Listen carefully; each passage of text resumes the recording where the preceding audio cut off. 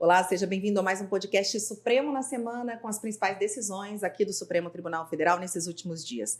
Nesse episódio você vai ver que o STF decidiu que testemunhas de Jeová têm direito de recusar procedimento médico que envolva a transfusão de sangue. Os ministros também começaram a julgar se é possível fazer um novo júri em caso de absolvição contrária às provas do processo. A gente vai explicar esse caso bem direitinho para você. E a gente também vai falar sobre um acordo histórico de conciliação para resolver um conflito de terras em Mato Grosso do Sul. Eu sou Alessandra Castro, jornalista e editora-chefe do Jornal da Justiça, e junto com a Hanna e com o Mauro, vamos te deixar por dentro de tudo isso e muito mais. Eu sou Hanna Gomes, advogada, consultora da Rádio e TV Justiça, e vou participar aqui com o Mauro e com a Alessandra sobre a Semana do Supremo.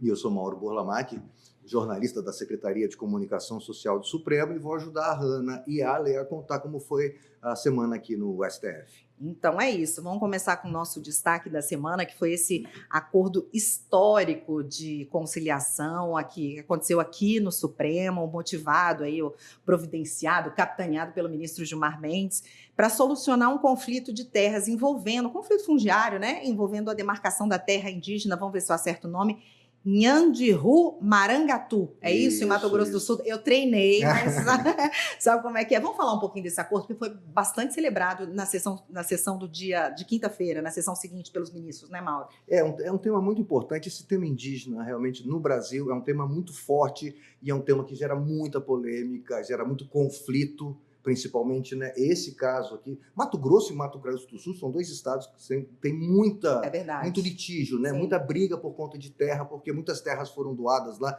O ministro Alexandre comentou na sessão, quando elogiou o acordo a que se chegou, Dom Pedro I teria doado uma série de terras ali para fazendeiros, colonos da época, enfim. E essas terras aí têm posse de pessoas, né? As pessoas têm a posse dela, mas tem ocupação indígena, e aí fica esse litígio. No meio da demarcação, às vezes, fica aquele litígio que não, aí, não já se era encerra. de alguém, né? Quando foram doadas. Quando foram doadas, talvez já fossem de alguém, os indígenas já estivessem lá, talvez, e aí fica essa confusão. É de quem? Veio a Constituição de 1988, a questão do marco temporal, que é um outro problema que está envolvido aqui, porque o começo desse mandato de segurança que foi julgado aqui envolvia exatamente a questão do marco temporal.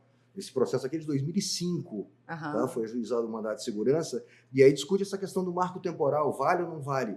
Desde a promulgação, do dia 5 de outubro. Os indígenas teriam que estar lá, né, de posse daquela terra. O Supremo foi lá, derrubou a tese do marco temporal quando julgou aquele recurso extraordinário. O Congresso foi e editou uma lei fazendo voltar a valer a questão do marco temporal. Então fica essa confusão, gera conflito, gera brigas mesmo, mortes, inclusive, né, na região ali por conta dessas disputas. Então a importância disso, né? Você está resolvendo um conflito indígena grande, uma área grande, 9.300 hectares, né, de terra, grupo Guarani Kaiowá, que participa ali, que tem aquela região como, né, domínio imemorial. E o ministro tomou a frente, chamou as partes para sentar e conversar e chegar a um acordo, não é isso? É isso, faz parte dessa nova política do Supremo de trazer casos mais complexos e de grande repercussão a audiências públicas, audiências de conciliação,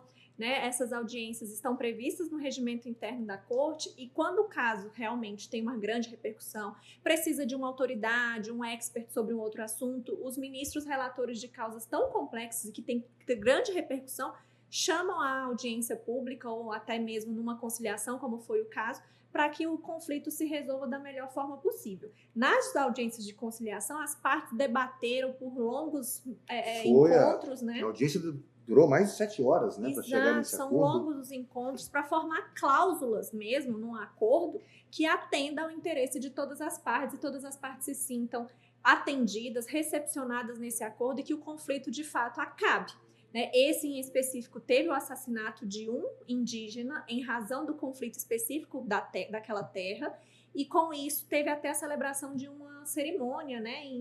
No acordo, ficou consignado que haveria de ter uma celebração em razão da morte que aconteceu em razão desse conflito. No dia 28, amanhã, está previsto para amanhã, das 6 às 17 horas, 300 pessoas da comunidade indígena vão fazer esse ato lá. É um ato, uma cláusula do acordo, ou seja, é tão grave a situação que foi importante pontuar dentro de um acordo a celebração a memória, né, de uma pessoa que faleceu em razão desse conflito. Então, celebrado lá, celebrado aqui, celebrado no plenário. Inclusive, o ministro Gilmar Mendes falou sobre esse acordo na sessão dessa quinta-feira. Vamos ouvir o que ele falou? Acordaram a União, o Estado do Mato Grosso do Sul e também as comunidades indígenas para que se faça a indenização da terra nua e também das benfeitorias úteis. Recentemente, aqueles que acompanharam os episódios lá existentes sabem que havia um conflito armado e 3 índios, pelo menos, tinham falecido nos últimos dias. De modo que eu gostaria de dar essa boa notícia que já traduz um pouco o entendimento que o tribunal adotara no que diz respeito à chamada revisão do marco temporal com possibilidade de indenização. É isso. Então, assim, ficou acertado que a União vai pagar aos proprietários 27,8 milhões por conta das benfeitorias feitas, né, na terra, né? nas fazendas. Eventuais né? prédios, edificações, agricultura, né, lavouras que tenham sido desenvolvidas aí por esses proprietários serão indenizadas. Isso. A União vai pagar ainda pela terra nua, ou seja, pela terra em si mesmo, um valor até mais alto, na verdade, quanto é que 101 milhões pela terra nua. Isso aí vai ser viabilizado por crédito suplementar, é esse? Esse ponto vai ser por precatório. Tá. Essa questão vai ser precatória. E o Estado do Mato Grosso do Sul ainda vai pagar 16 milhões aos proprietários. São vários fazendeiros ali que estão listados, inclusive, no processo, no mandado de segurança. Então, extingue todos os processos judiciais que estejam discutindo essa questão, todos eles se encerram. Então, o que a Ana estava explicando, são várias cláusulas e foi uma reunião longa, mas eles foram fundo. Então, quem vai pagar o quê, quando, né? Ele fala imediatamente, ou seja, quando o acordo for homologado, quando, né, fizerem a mensuração dos valores, tudo isso logo vai ser pago. Na sequência, os fazendeiros já deixam a terra para que os indígenas possam assentar. Então, assim, os acordos cláusula a cláusula, tanto que a Ana comentou, chegaram ao ponto de marcar para amanhã, né, um culto lá para que os indígenas possam, enfim, né, fazer a sua celebração. Não foi sei muito se bem o termo detalhado, foi né? bem Como se detalhado, fosse uma isso. desapropriação. Olha, vocês vão sair dessas terras, elas vão ser devolvidas ou entregues, né, à comunidade indígena da região.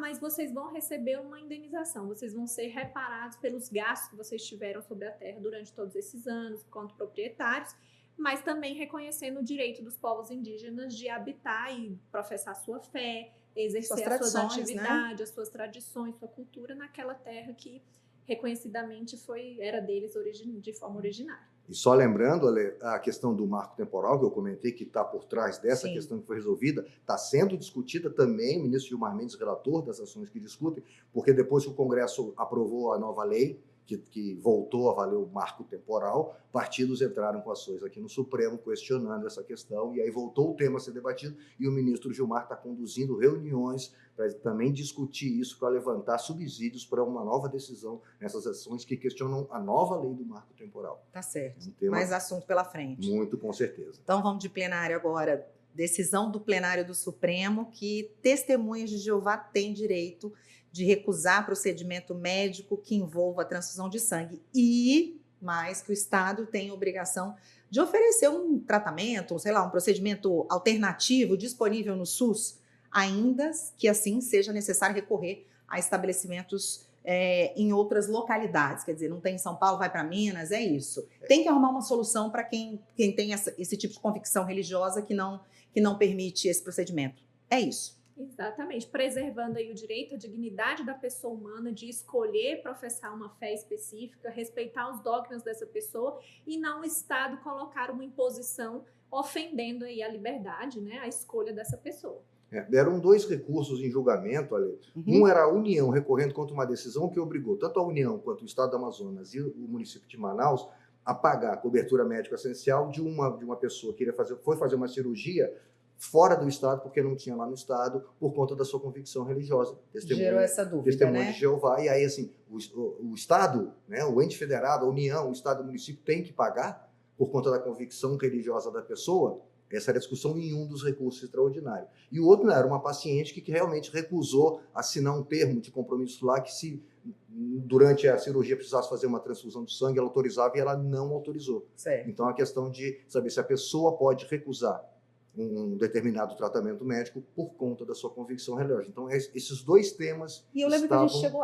Desculpa, a gente chegou a falar sobre isso no último episódio. Aí tinha aqueles pré-requisitos, digamos assim, tem que ser uma pessoa adulta, tem que ser ela reconhecer pessoalmente que não quer, não pode ser um familiar, não é isso? Isso. Isso aí ficou mantido nessa decisão. Ficou mantido. Testemunha de Jeová, quando maior e capaz, essa é uma das teses, tá? Tem o direito de recusar procedimento médico que envolva transfusão de sangue com base na autonomia individual e na liberdade religiosa. Perfeito. Isso é uma das teses que foi aprovada e aí fala, como consequência, em respeito ao direito à vida e à saúde, fazem jus aos procedimentos alternativos disponíveis no SUS, podendo ser necessário recorrer a tratamentos fora do seu domicílio, que foi essa questão. A pessoa foi fazer o tratamento em outro estado porque não tinha lá no Amazonas.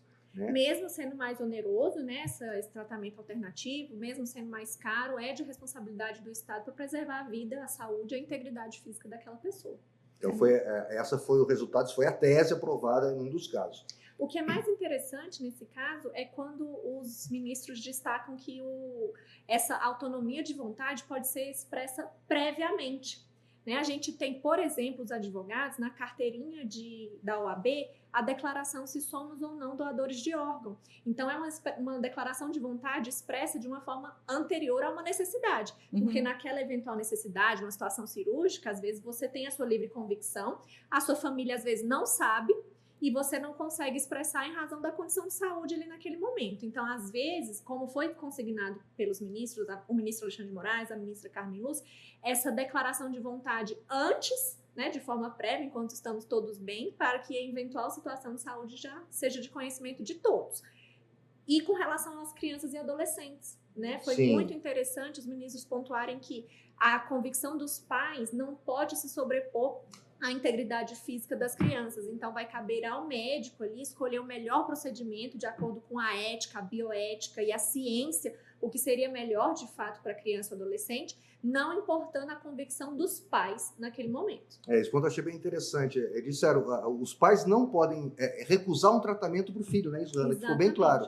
A autonomia de vontade é individual. Só para si mesmo. Só para si. Você só pode declarar que não deseja a transfusão de sangue para si mesmo. Jamais para o seu cônjuge. Não pode ser para um parente, não pode ser para um cônjuge e não pode ser para o filho. Então, para o filho você não pode recusar tratamento. Eu queria deixar bem claro, se houver tratamento compatível com a sua convicção religiosa, que seja de qualidade atestado por médicos, ok, você pode escolher. Mas se não tiver, você não pode recusar tratamento médico. Como foi o caso da adulta de um dos casos, para si ela pode recusar. Ficou bem claro. Para mim, eu posso recusar por minha convicção religiosa. Para um filho, para um pai, negativo. Certo. Então você tem que deixar ele, né? A criança não pode escolher, então ela vai receber atendimento médico do jeito que tiver. Se houver sem transfusão, faremos sem transfusão. Não havendo, faremos o que tem que ser feito para o bem da criança. Exatamente. Isso, proteção integral da criança e adolescente sob pena de responsabilização do próprio médico. Você vai ler alguma coisa? E aí o segundo, são dois recursos. A outra tese do ministro Gilmar fica, é permitido ao paciente, aí já abre, a gente já não tem a expressão, a questão do testemunho de Jeová. Ele fala, é permitido ao paciente no gozo pleno de sua capacidade civil recusar-se a submeter a tratamento de saúde por motivo religioso. A recusa a tratamento de saúde por motivo religioso é condicionada à decisão inequívoca, livre, informada e esclarecida do paciente, inclusive quando veiculada por meio de diretiva antecipada de vontade, o que a Hannah acabou de explicar para a gente, ela já tem isso antes, né? E aí fala, é possível a realização de procedimento médico disponibilizado a todos pelo SUS, com interdição da realização de transfusão sanguínea ou outra medida excepcional, aqui também não é só transfusão, qualquer outra medida excepcional, caso haja viabilidade técnico-científica de sucesso, anuência da equipe médica com a sua realização e decisão inequívoca, livre, informada e esclarecida do paciente. Essas foram as teses aprovadas, isso é o entendimento do Supremo sobre essa questão de testemunha de Jeová, convicção religiosa, liberdade, né? Porque, na verdade, o que ficou respeito à liberdade religiosa. Exatamente. É isso, não é isso? Respeitando-se a dignidade da pessoa humana e a autonomia de vontade. É isso. Um outro processo que também o plenário começou a analisar foi o que vai ver a possibilidade da realização de um novo júri caso haja absolvição contrária do réu, contrária àquelas provas que estavam no processo. O ministro Gilmar Mendes, inclusive, já votou, se manifestou.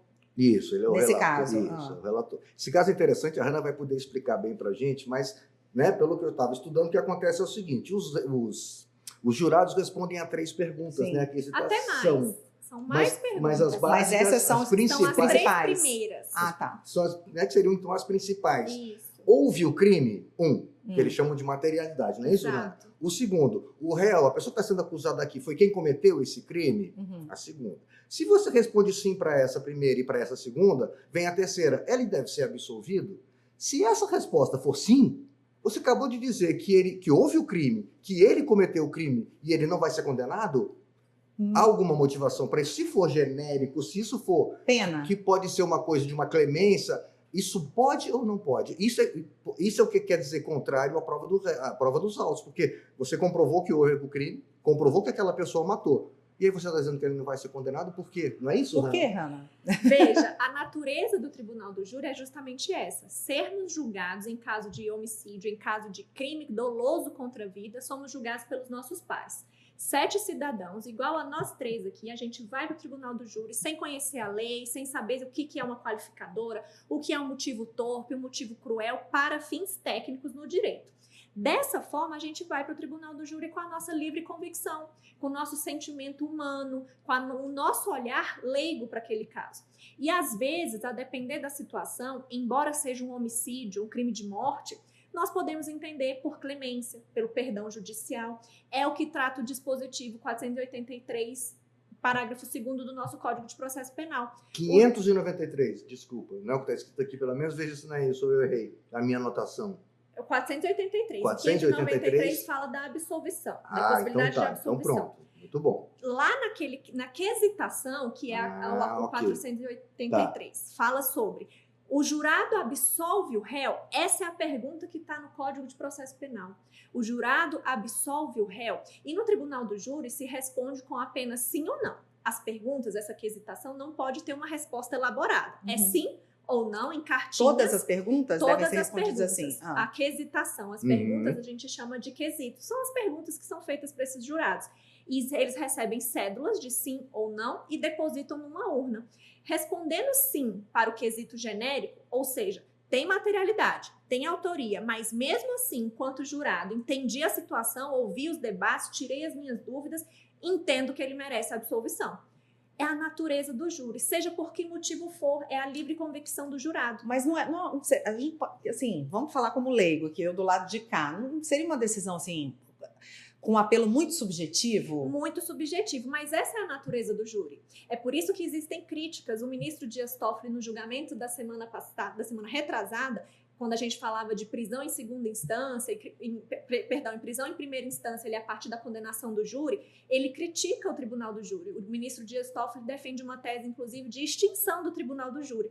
Muitos juristas defendem isso, justamente pela possibilidade de uma injustiça, de um entendimento contrário à prova dos autos. Porque o jurado normalmente não entende nada de direito. Normalmente não. Ele nem vai deve, com a emoção. E se a gente observar, tem, enfim, determinados réus que a gente vê assim, muitos recursos, não quer ir para o Tribunal do Júri de jeito nenhum, porque ele sabe que ali é meio que, eu não sei se a palavra adequada é essa, mas meio que uma loteria. Quer dizer, pode ser qualquer resultado ali, não uma situação baseada especificamente na letra da lei, né? Como criminalista e como advogada que já fiz júri, faço júris, a gente percebe que o advogado e o réu eles já chegam perdendo.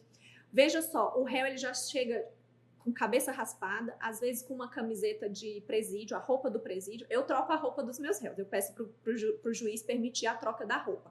Muitas vezes algemado, com uma condição, uma compleição física de uma pessoa já deprimida, acabada, porque normalmente está presa. Então ela já é vista pelos jurados como uma pessoa que cometeu aquele crime. Muitas vezes a imprensa já fez um pré-julgamento, né, quando os casos são mais rumorosos, a imprensa já o condena você já chega perdendo. antecipadamente, exato. E justamente por ser livre, não precisa de motivação. Ao contrário da tese do ministro Edson Fachin, que exige uma racionalidade, um controle de racionalidade sobre a decisão do tribunal do júri, a decisão do colegiado, a natureza, o histórico do tribunal do júri, que foi bem pontuado no voto do ministro Gilmar Mendes, traz essa especificidade. Os jurados julgam com a sua livre convicção, não é com base na lei. Então, vendo-lhe a pessoa, muitas vezes ela já é condenada. Tem jurados que pouco prestam atenção nas provas e querem ouvir apenas a palavra do réu. E pela palavra do réu, pelo interrogatório dele, já decidem. Condenado ou absolvido. Tá, e como é que votou o ministro? É interessante, deixa eu só lembrar, Não, porque vai. o caso concreto, Ale, ele teria sido absolvido porque a vítima, a pessoa que foi morta, teria sido responsável pelo homicídio do enteado desse assassino. Então, assim, essa comoção, como se houvesse uma justificativa para ele cometer o crime. Mas aí essa questão que vem, essa questão da clemência, você pode sair perdoando, o tribunal do júri pode sair perdoando por qualquer motivo, porque gosta, porque não gosta. Uns argumentos interessantes, pode ser que numa localidade pequena, numa cidadezinha pequena, o acusado conheça todo mundo dos jurados e assim, aí tem a você questão condena. cultural, né? Você falou cidade pequena, As pessoas têm medo de condenar aquela pessoa porque vão sofrer São realidades represálias. completamente diferentes. Essa é a dinâmica que torna o tribunal do júri tão incrível e uma loteria. Você pode esperar qualquer coisa. Você vai para o tribunal do júri sabendo que você tem uma tese muito certa, mas a depender do conselho de sentença, daquela combinação de 7 pessoas completamente diferentes e aleatórias, pode acontecer de tudo. E num caso de clemência, é porque no mínimo 4 pessoas entenderam pela clemência, são 7 jurados. A gente, quando tem já a maioria, a gente não vê mais o Não resto abre o restante. Não abre o restante, para não saber justamente isso, que foi todo mundo que condenou ou que foi todo mundo que absolveu. Então, em qualquer decisão, por exemplo, pela absolvição, a família da vítima vai achar ruim, vai conhecer os jurados. Se for numa condenação, a família do condenado também vai conhecer os jurados. Justamente para isso não abre-se todos os votos. Tendo maioria de 4 ou 5 votos pela maioria, já encerra o julgamento. E a clemência é justamente isso, é a convicção livre de cada um dos jurados. É a natureza do tribunal do júri, como eu disse, muitos criticam porque é uma loteria, pode ter qualquer resultado. Processualmente, a Ana também vai falar para a gente, o que se discutia, na verdade, era o seguinte, o Ministério, havendo a absolvição, aconteceu a absolvição lá do réu. Por qualquer motivo.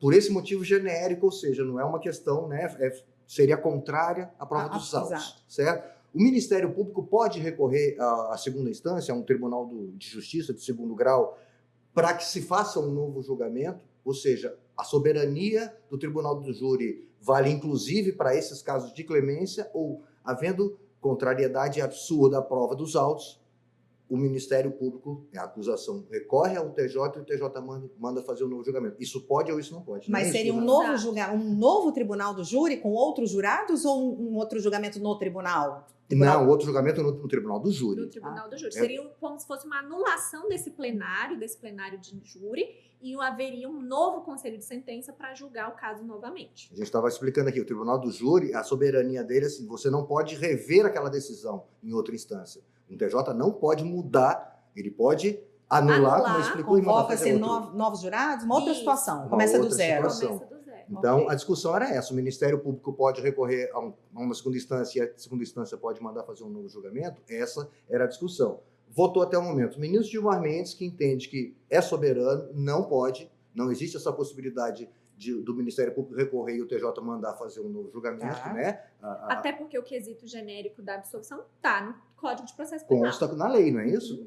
E aí o ministro Gilmar só ressalva a questão de feminicídio quando for constatado que a conclusão do jurado se deu a partir da tese da legítima defesa da honra, que a gente comentou bastante aqui. Que já foi abolida, já foi totalmente abolida na DPF 779. Então, quando for caso de feminicídio com base nessa teoria que está totalmente fora, que não pode mais ser nem citada no tribunal, está fora dessa questão. O resto é válido. Ele foi acompanhado pelo ministro Celso de Mello, já aposentado, que votou lá no plenário virtual, porque esse é daqueles casos que veio do plenário virtual. Certo. Então já tinha o voto do ministro Celso de Mello acompanhando.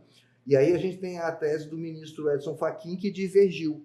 Para ele é possível, não é isso, Hanna, que o Tribunal do Júri mande fazer um novo julgamento. O ministro Edson Fachin, para ele, deve haver uma racionalidade, um controle de racionalidade. Ou seja, o entendimento do Conselho de Sentença deve ser coerente com a prova dos autos, com o que aconteceu no processo. se for dissociada, se houver uma dissociação entre o que entendeu o conselho de sentença, os jurados, e as provas dos autos, merece um segundo tribunal do júri, um segundo julgamento. E ele fala que, na verdade, que não pode ser concedida clemência em casos que não são suscetíveis de graça ou anistia conforme a Constituição, porque isso aqui seria uma graça, que né? são os crimes hediondos, que são né? crimes hediondos. Então, a clemência seria uma espécie de benefício de perdão, tal qual a graça, a anistia e o indulto, isso é o entendimento que do ministro. são vedados em crimes hediondos. E o homicídio, principalmente o qualificado, ali dentro do rol da Lei 12.850, traz